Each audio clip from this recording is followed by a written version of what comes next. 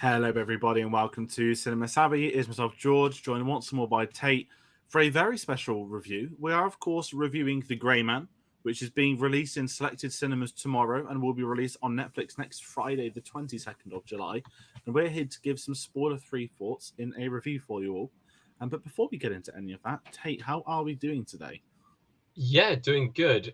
Interesting film because we'll go into a bit of background behind kind of why we've seen this film and kind of everything like that. But very, very interesting film to discuss. Really looking to getting forward into it. Definitely. And to everybody watching at home, if you are watching from the future, if you've been able to see this film at the cinemas, please comment below with your thoughts on the film. Please keep it spoiler free for those that might not have seen it yet, if you have obviously seen the full thing. But let us know your thoughts because we're going to be really curious about this. We spoke about this one quite a lot over the last 2 days. And if you are new to the channel, we'd like doing reviews. We get new releases, old releases, discussions, all that kind of stuff. So if you're a fan of new films, consider hitting that subscribe button. We'll have a lot more new releases on the way across the year. And of course, let us know your thoughts with those. And maybe you're a really big fan of The Grey Man, so hit that share button because one of the actors in this, we've actually had a lot of traction on our socials just by mentioning. So I know there's a lot of hype. And this is going to be, I think, a global film in a word way, but we'll get into that. But Tayte, where can everybody find us to find out about these videos we do? People can find us absolutely everywhere. So if you go onto Twitter and Instagram, you can follow us at cinema_savvy. We're very active on those, so please go and follow us on there.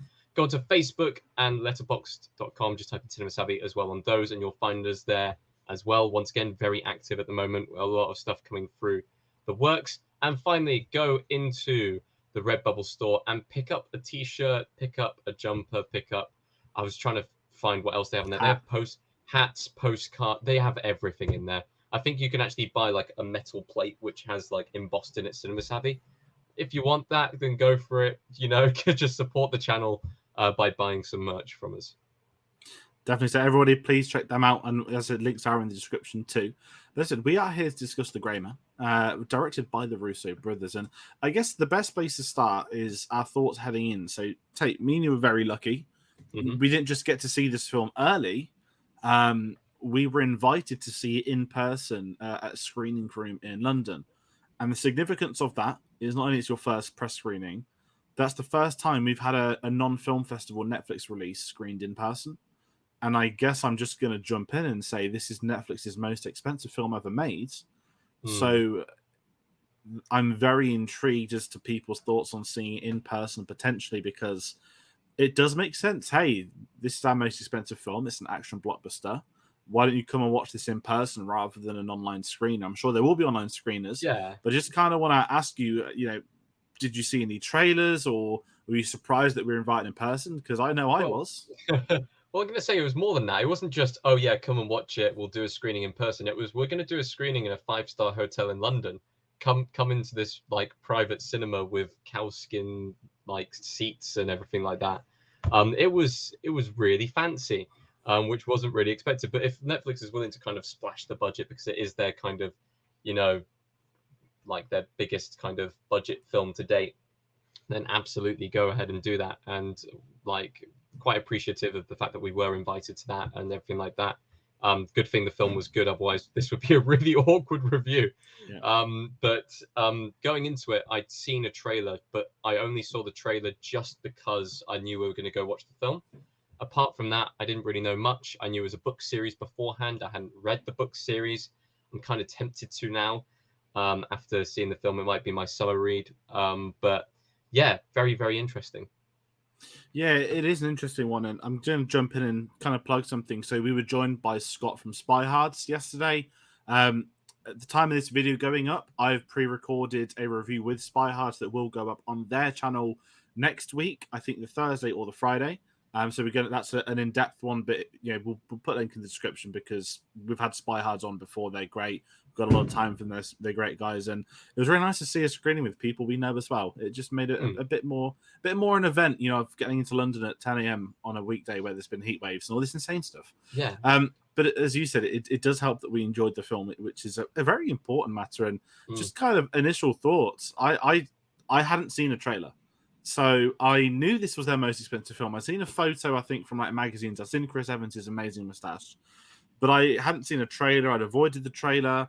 And obviously, because Netflix don't get on with the big chains in the UK, Cineworld, Odeon, View won't show their films. Obviously, with the whole streaming X amount of days after all. I didn't see a trailer for this at the cinema either, so I went in pretty much clean yesterday, which I think made a massive difference. I didn't even know the story to this film. I didn't even know a synopsis. I just know that it's spy film to a point, or Scott wouldn't be there. That was my logic, and I think that helped with my initial viewing. But I kind of jumped to like, how was that trailer? Was the trailer good, or was it a typical Netflix type trailer? I'll put it this way: the trailer it showed off a lot of the action scenes. It didn't really show you too much of the plot. You don't really know what's going on. It kept it very quiet. You see a lot of just kind of the actors acting, if that makes sense. So you see Chris Evans and his mustache. You see Ana de Armas, you see Ryan Gosling. You see all the main players basically in the trailer. You see some fight sequences in various different places and stuff like that. So you're not left piecing things together or anything like that. But it just gave off quite a heavy Jason kind of Bourne Identity vibe. Just going off the trailer alone, and I'm glad that actually carried on into the film. This film it's a country hopping, heavy on the action spy thriller. That's the best way of putting it. It's a proper kind of, I don't even want to call it a blockbuster, because it feels like it would be a blockbuster movie if it was being released in cinemas, but it isn't. It's being released onto Netflix. So they've kind of captured that essence that is needed for an action film to keep you entertained throughout the entire thing. The plot isn't overly complicated. It's very simple. It's obviously ripped from the pages of a book, which once again, I'll need to read to be able to kind of see how accurate and how close it is to that as a source material. But it's done in a way that not only gives itself franchise potential, but I think a lot of people will be asking for more. It's really engaging on every single front. The action is very well done. We know that the Russos are very good at action from their time working with Marvel, especially with the Winter Soldier, with Civil War, even with Avengers, like the Avengers films that they've done. They're very good at kind of having that close hand-to-hand combat scenes, and also very good at those grand set pieces, especially when you're country hopping as they do in this film. I mean, the background we've got here is from one of the sequences towards the start of the film. You've got I want to say 10 different countries they go to in the end, or at least there are different characters in 10 different countries at some stage in the film. So there is so much to kind of get on with, and so much to keep track of, and so many different sequences to go through. It was just really entertaining, just thoroughly entertaining overall.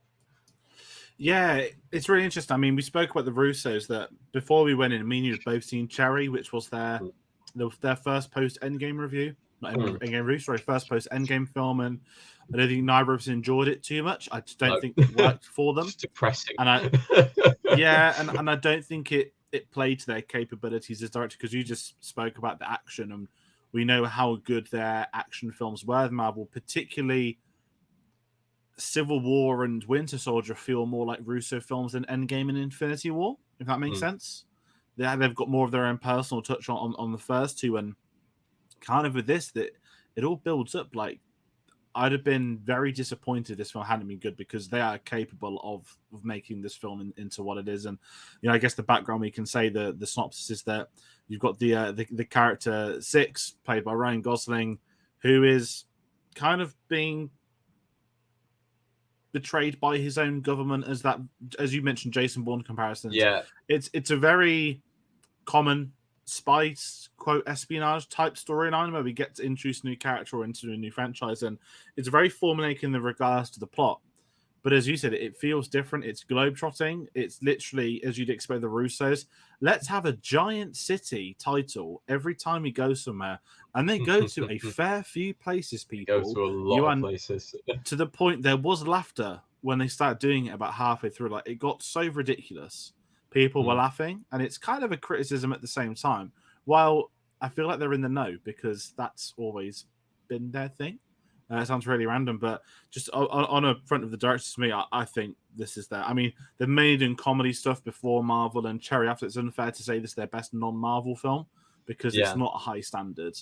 But what I will say is that I've really enjoyed their direction on this. And up front, I think this will be a franchise. Asterisk, dependent on Netflix's own finances, not the success of this film, because I think this is going to be a very, very successful film for Netflix. And I hope the Russo brothers stick around because it feels like it's geared towards their strengths. And that comes through with the story, with the action, with the characters. And it was just a really fun time. It's not perfect by any means, but you can have a lot of fun with it. And we've been in this era now of the sort of the post-pandemic films where we're going back to the box office, which is great. Some films are being made successful, some aren't. And obviously, I don't want to get into the too obvious. I mentioned Marvel already, but I think slowly audiences are tiring of certain franchises and whatnot. And I just kind of thought yesterday, and I said it on Spirehead's video when it comes out, I can't remember the last time I watched a film. I was like, I think we're about to get a new film franchise. Not we watch a film and think, oh, they've already planned 10 before the first one's come out, like the Dark Universe, or i.e. Marvel Star Wars, where this is one in a long line of upcoming releases. This felt like I'm watching what's going to become quite big, and I'm really excited doing so. Is that a bit of a strange point? Yeah, and it's an original film. It's not an original film concept, but it is an original film that they can build off. And I think it's the fact that, like, I don't know if it's spy films are coming back in and spy stuff are coming back in, maybe because I've been watching before this the Alex Rider series, the second series that was on Amazon Prime. But it seems like there is a massive gap in the market for films and content like this. And Netflix has the ability to plug that, finances permitting, once again. But they made smart decisions with this film. They made smart decisions by having a very, very good cast, by getting in the right directors, by picking a good source material that has loads and loads of books they can pull from. They could make it into a trilogy, or they could go for the full 9 or 10 different books that they've got to actually go from. But not only that, but they made other smart decisions, which I'm sure we'll talk about in the other characters section, for how they were able to draw in global audiences and draw in people from different markets, shall we say, that could be interested in this film and kind of make this film a lot of money. But if we're talking about just kind of the main players of the film, we've got Ryan Gosling as Six. He plays his character role, I want to say a bit like, I can't remember his character name, but in The Nice Guys. This is annoying me. I've still not seen The Nice Guys, and it's been behind me on that shelf for about 5 years now, and every single person brings it up. I've seen so many clips from it. I know I'm going to love it, and I still haven't seen it. Here's the thing. That film, I thought there would be a franchise off that. I was pretty much like, oh, there's got to be a franchise off this. These characters are just so well done. But he plays that character very, very similar to what he does in this film. I'd say his character in Nice Guys is a little bit goofier. And because it's set in the 70s or 80s, then it's kind of that era, whereas this one's very modern. He's quite a cold killer, if that makes sense, very kind of stoic all the time. But that seems to be a character that Ryan Gosling kind of slips into very well. He's become a bit of a, almost the opposite of One Trick Pony. I know loads of people call him One Trick Pony, but he's kind of becoming an acting comedian. He's able to just blend into roles, especially with, was it Barbie coming out? And there's a Barbie reference in this film. There is a Barbie reference in this film, which did make everyone laugh in the screening.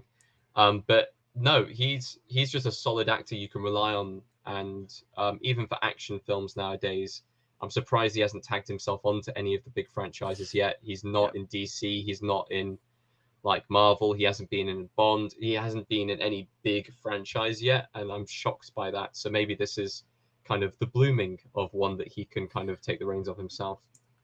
And this is where I kind of stand with it. I really like Ryan Gosling. I'm a big fan of his. And this is his first film since First Man. I think he took some time out of the industry to, 4 years now. And I think he took some time out to help raise his kids and just get away from it for a few years, which I really respect as well. Oh my God. But I've kind of missed seeing him because he has this incredible presence. And it's not that all the guys are jealous of him, because it's kind of that too. He's a very nuanced individual that if you want that sort of silent, sturdy, but easily cool protagonist, he will do it. And there are a lot of actors that try and be the cool, silent type, and it will just never work for them. They can never pull it off. But like Ryan Gosling's always been born to do that. I mean, he could literally put the driver jacket on in this film and it would work, and it would be amazing to see that. And obviously, they don't need to do a crossover, but just the logic of Gosling in this. And I think the beautiful thing with this role is, we know he can do action, we know he can act. We've seen, as you said, a lot of people said with the Nice Guys, he delved into comedy, and he's very funny in this. It's not a comedy film, but when this film wants to drop a couple of lines of humor, they basically all land with any character that's doing it, and that kind of moves on to me the standout of this film. One of the most inspired bits of casting. Is he the standout, or is it the mustache the standout? They all combine together. It's Chris Evans. Chris Evans is in this film, and I just have to tell everybody his name because he's playing somebody called Lloyd Hansen. You don't really get many Lloyds in cinema. I think of Dumb and Dumber immediately, but Chris Evans is having the time of his life, and to me, he's the best thing in this film. This is a very good film. But what they did, as I said, you've got the quiet type in Ryan Gosling, so we're going to get the loud, obnoxious, complete opposite in Chris Evans.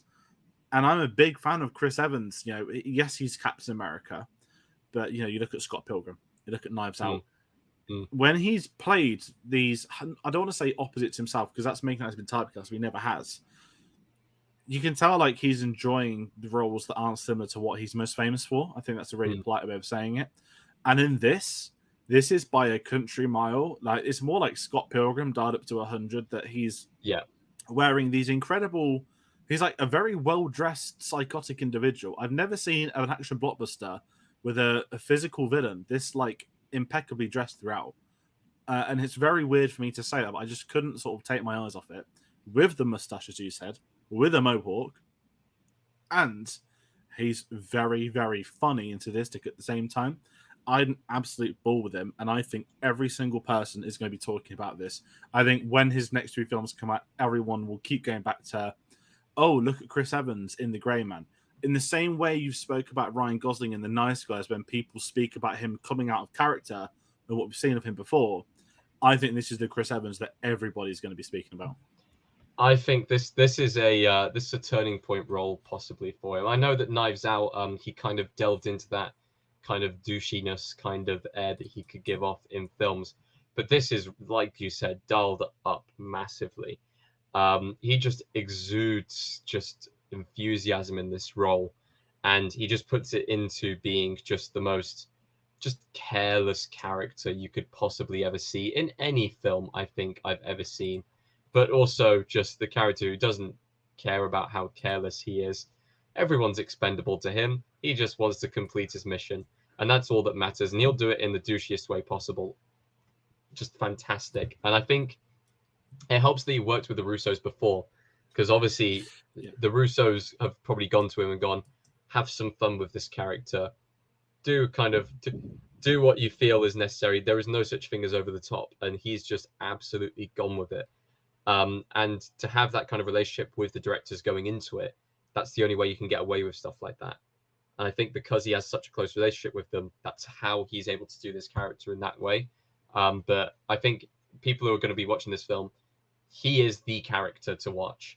He is absolutely the character to watch. Whenever he's on the screen, your eyes just go straight to him, because that is the character that is kind of lighting up the room, like with their words or with like explosions and gunfire. It's just so funny. Yeah, and I guess we can also speak about another character. We've got Anna Diarmas in this film, who obviously I know you're a very, very big fan of.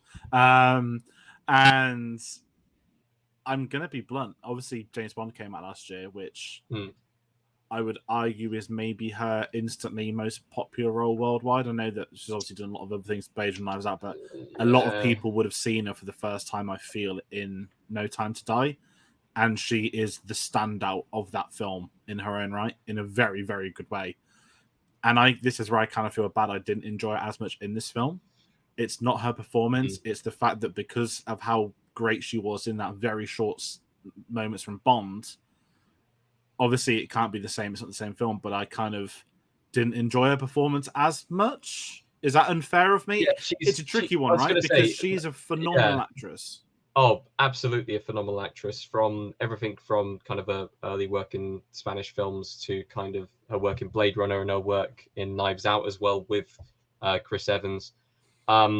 Like, she is an up-and-coming actress. She's got Blonde this year, which is going to be huge when that comes out.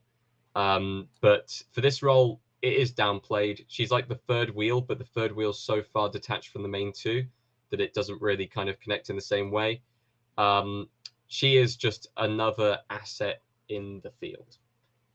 It's not really a spoiler to say that she's not even a love interest in this film, and I'm glad they don't really have any love interest in this film. It is just pure action and pure the mission, because we see that so often in spy films. We've seen it in Bond 1,000 times. Like even in the Bourne films, pretty much every single Bourne film, there is someone else in the picture who fulfills that role. But with this film, no, it's just focus on the mission, and I feel like because of that, I don't want to say that she should have slotted into like the femme fatale character or anything like that, but she is kind of put to the side because she is just that third asset, just there to support every now and then. Would it have been better if she was given a bit more material? I'm not sure. I feel like because this film is mainly just like Ryan Gosling and Chris Evans' character just going head to head, and that being the thing, with her kind of sitting on one side of the fence in that, it's kind of, you know, it means that she doesn't get as involved, and therefore like the focus isn't on her. So I don't mind her performance not being kind of, her performance is good. I'm trying to kind of word it out, but her performance is good. No, I but know. it's not like a she steals the show or anything like that, which is kind of what she does in most of her other roles. I mean, even the connection. I mean, she was in obviously Blade Runner with Ryan Gosling as well. She was with Chris Evans in Knives Out, and there's a lot of connections going on there. And kind of the other cast. Listen, I didn't see a trailer for this. So when Billy Bob Thornton rocked up, we're not going to go for like everyone, but there's some other big names. Billy Bob, I've not seen anything for ages. Yeah, and I'm not really seeing many performances. He's great. He brings a gravitas. And I think what the Russo Brothers do, they stack a very good ensemble to work with these main characters. I think the casting in this film for big blockbusters pretty much spot on. I'm just going to run over. I know we'll let you speak after. I just want to say really quick, Jessica Henwick's very underrated. We've seen her in a lot of action stuff. The Matrix film last year, Star Wars, Game of Thrones. Weird espionage storyline, which doesn't work for me personally. I just want to quickly bring up Julia Butters, who was the standout as Trudy in Once Upon a Time in Hollywood, who's in this, and she looks like she's well on her way to becoming a very, very talented actress at such an extraordinary young age. She's 13. But just your thoughts quickly on a few of the other characters, and Danush as well, of course. Yeah, I was going to say, there's a few characters thrown in there where if you throw the name in, you suddenly go, oh, or ah. So you've got Jessica Henwick, who does perform a role in this film. I think, it's interesting because she's not a main character. She's not really a side character. She's just kind of one of those in the background that kind of becomes prevalent kind of in one or two scenes and then kind of drops back again. Billy Bob Thornton was an interesting one. I think he played the role very well. I actually quite liked his performance in this film. Rege-Jean as well, the Bridgerton star, people's pick for James Bond. Given the chance to have a big spy action film, which could be your ticket to James Bond, his character is nothing like James Bond. It's nowhere near that. Don't go into this expecting, he doesn't even get an action set piece. Rege-Jean, he's in a spy film. It's an action film. It's done by the Russo brothers. Don't immediately go, oh yeah, it's going to be. No, it's not his audition piece for Bond. I think that's still kind of Bridgerton, and I mean, unless there's another project that he's on at the moment that fits to that, that still isn't really kind of his way in or anything like that. And then we have Julia Butters, who genuinely star of the future, like absolutely. She's going to be in Fabelmans this year as well. Small plug for the retrospective going on right now. Whenever we can. But yeah, the other final person who we didn't really know much about beforehand, but obviously is going to be a massive draw for this film from a certain market is Danush, who is a famous Indian actor, been in an awful lot of Indian films. Could not name a single one for you. But I mean, you type in The Grey Man onto Google, the first thing that comes up as like the cast list is Danush. That's how big of an actor he is in India. That's going to be a humongous draw for this film. That's going to be absolutely massive. If he is as popular as kind of it's showing on social media and as it's showing kind of from his name being attached to this film, that might be a market that Netflix can easily tap into to make a lot of money from this film. Yeah, because I mean, I didn't know much about him, and I quite liked him in this. He was very good, actually. Yeah, there's a quote from Chris Evans' character where he's like, "Oh, your silence, it adds to your mystique." Like he's this sort of, he's almost like a John Wick character. You know, in John Wick, you get these incredible supporting actors that pop up for a couple of scenes and then sort of go away. And I quite liked him, and I didn't know anything about him until I sent a tweet out after the film. Like, so the social embargo lifted anyway. And I had a couple of people tweet like, asking how was Danush in it. And I was like, oh, okay. I didn't, I mean, you were with me. I was like, I didn't know who he was. And I was like, and obviously, you know, international traction. And it's always great to see actors make the jump from, you know, their regions and their industry. You know, you very rarely get not French actresses, but French cinema is very different to Hollywood. And the same with Indian cinema and Bollywood and whatnot. And it's really cool to see him in this. I mean, he has his own character post. Did a bit of research after seeing it as well. They have really sort of up the stakes for his role. And I want to say fair play to the Russos because we know they can do action. And when they bring him in, he's got action set pieces. He holds his own against them. And it just sort of spices the film a little bit that you've got these, you know, it's not just Chris Evans. It's not just Ryan Gosling. We've got these other people that are capable of being involved in the action with them. Well, it's globetrotting, isn't it? So you kind of the film goes absolutely everywhere in the world, mainly Europe, but it does go pretty much everywhere in the world. So you want actors from different places.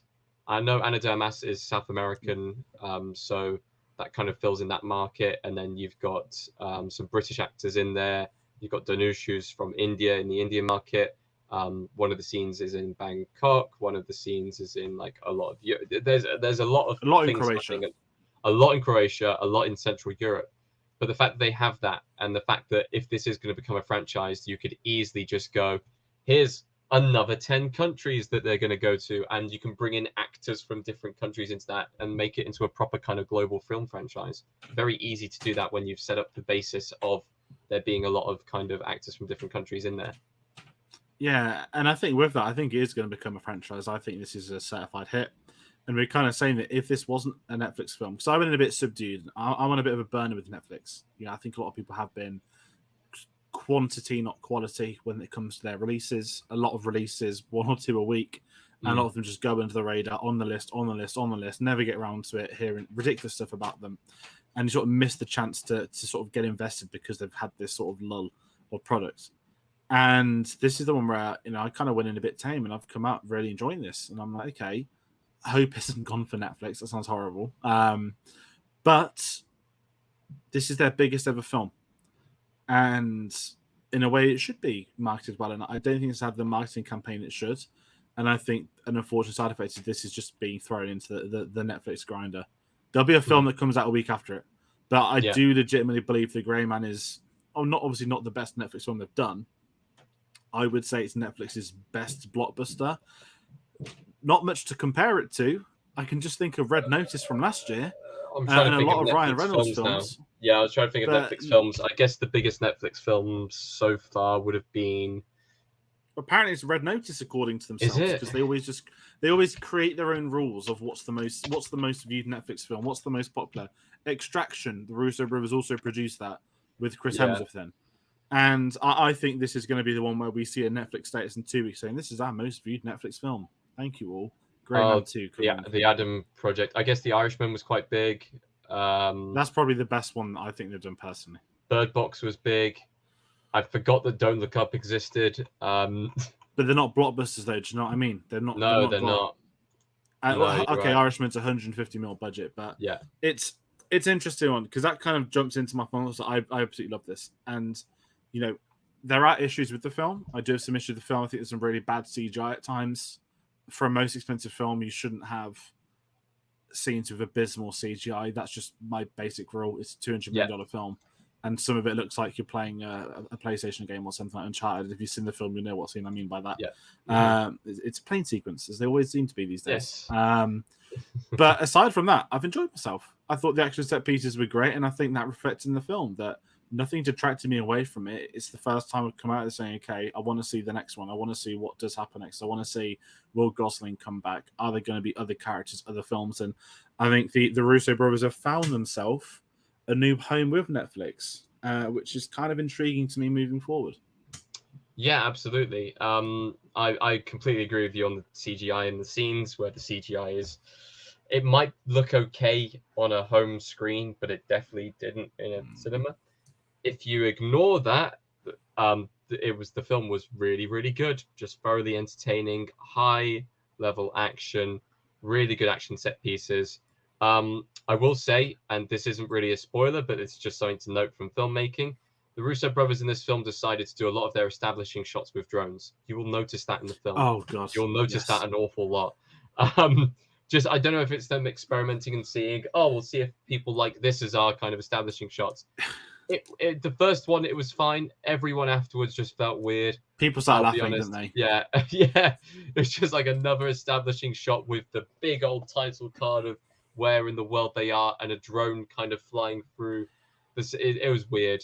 You'll see that, but apart from that, this will be a hit. This will be very, very good for Netflix, and I really enjoyed it. Definitely, and that's going to round out for review. So we're keeping this spoiler free. We've gone a bit longer than we thought we would, but it's been fun chatting about this film, and it's going to be one I think a lot of people speak of down the line.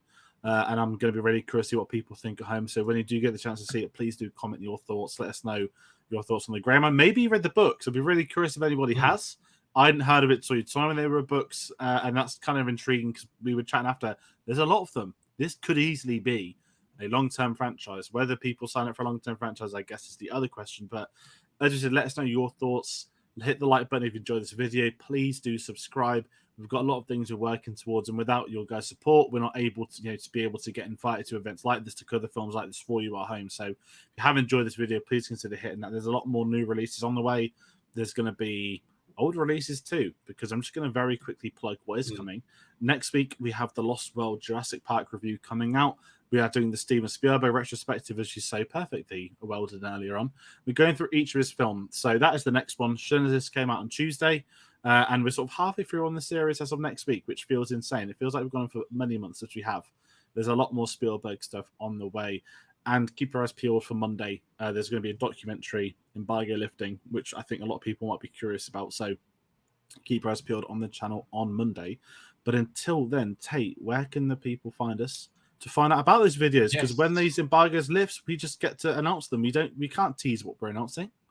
Boom. This is like the embargo lifting on our socials right there. Instagram and Twitter.